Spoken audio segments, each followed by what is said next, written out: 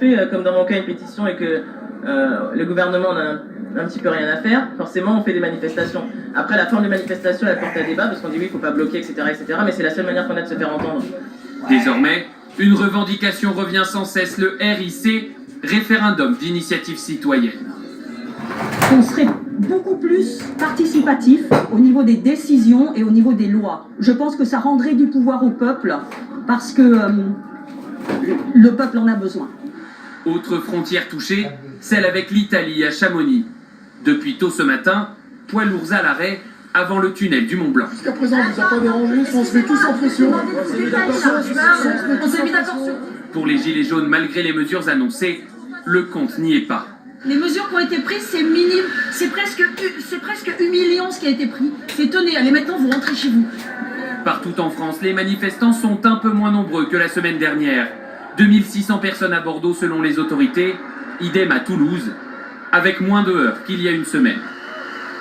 Autre cible du jour, les péages, comme à Lançon de Provence, opération péage gratuit. C'est gratuit, c'est pour Macron qui paye aujourd'hui. Là encore, évacuation par les gendarmes. Mais les Gilets jaunes l'assurent, ils reviendront sur le péage dès demain. Je vous le disais en titre, à Paris aussi, les manifestants étaient moins nombreux. Ils ont joué à cache-cache avec les forces de l'ordre une bonne partie de la journée. On les attendait à Versailles. Finalement, ils se sont retrouvés du côté d'Opéra. Il y a eu quelques tensions également en fin de journée. Diane Schlinger avec toutes nos équipes. De nouveau face-à-face entre Gilets jaunes et forces de l'ordre. En fin de journée, la situation se tend sur les Champs-Élysées. Des motards de la police viennent en renfort. Ils sont violemment pris à partie par des manifestants. L'un des policiers sort son arme, un autre va au corps à corps. Mais sous la pluie de projectiles, ils sont obligés de prendre la fuite.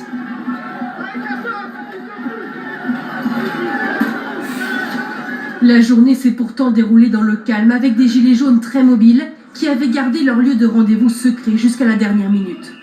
Hier, ils avaient annoncé le château de Versailles, une diversion. Ils se sont en fait retrouvés à la butte Montmartre.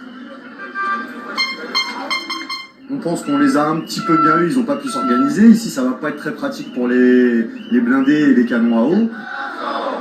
Puis ils descendent dans les rues adjacentes. Ils traversent le nord de Paris, direction Boulevard Haussmann. Pour que Macron démissionne notamment, et pour que ceux qui viennent après fassent mieux.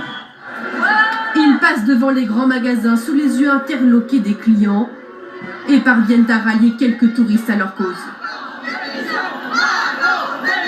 Quelques heures plus tard, certains sont bloqués par les gendarmes rue Vignon, tout près de la place de la Madeleine. Plusieurs manifestants sont interpellés, dont l'organisateur Éric Drouet. Les esprits s'échauffent. Policiers et manifestants en viennent aux mains.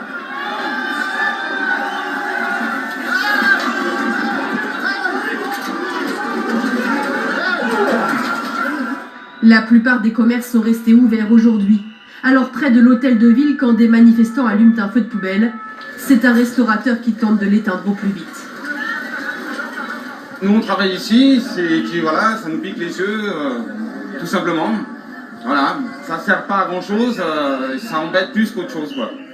Au total, plus d'une centaine de personnes ont été interpellées dans une journée de contestation beaucoup plus calme que les semaines précédentes, sans casse majeure ni pillage.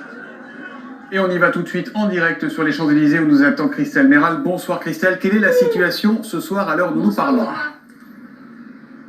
Eh bien, sur les Champs-Élysées, la circulation a repris son cours. L'avenue a retrouvé son calme après un face-à-face extrêmement tendu qui a duré à peu près 2 heures avec des gaz lacrymogènes, des jets de caisson. Nous avons suivi le même scénario qui s'est répété à plusieurs reprises, qui faisait des sommations.